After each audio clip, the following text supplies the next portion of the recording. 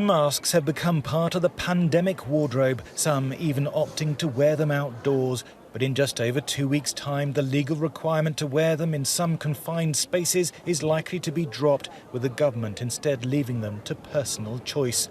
I think I will. It's pretty easy to do, and it stops the spread. Yeah, of course, why wouldn't I? It's still existing. It's not going to go away by July 19th or whenever it is. I mean, you see mask compliance is already relatively low now, so I think this will just drop further. I'm quite happy wearing one, and I'm just, as I said, just going to do it. So I will know when I want to give it myself. The 1 metre plus rule is also likely to go on July the 19th in a move that will be welcomed by pubs and restaurants that currently have a cap on the number of customers, limiting their income. The housing minister told Sky News it's time life returned to normal and he'll get rid of his mask. I don't particularly want to wear a mask. I don't think a lot of people enjoy doing it. We will be moving into a phase, though, where these will be matters of personal choice. And so some members of society will want to do so for perfectly legitimate reasons. But it will be a different period where we as private citizens make these judgments rather than the government telling you what to do.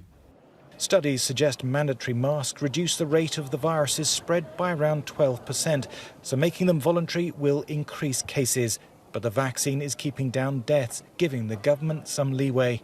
Scientists are divided over the ditching of face masks. Some argue it's better to learn to live with the virus now, rather than waiting until the winter when the NHS is busy with other respiratory infections. But others say COVID is like driving. The rules are there for everyone's safety, and making them optional will lead to a car crash.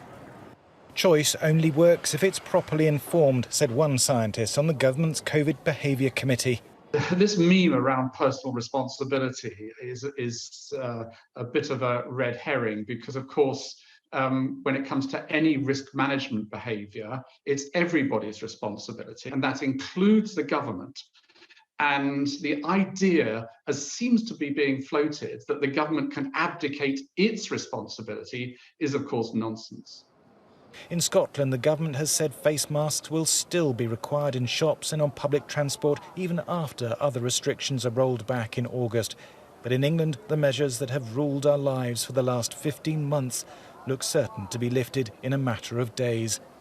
Thomas Moore, Sky News in Oxford.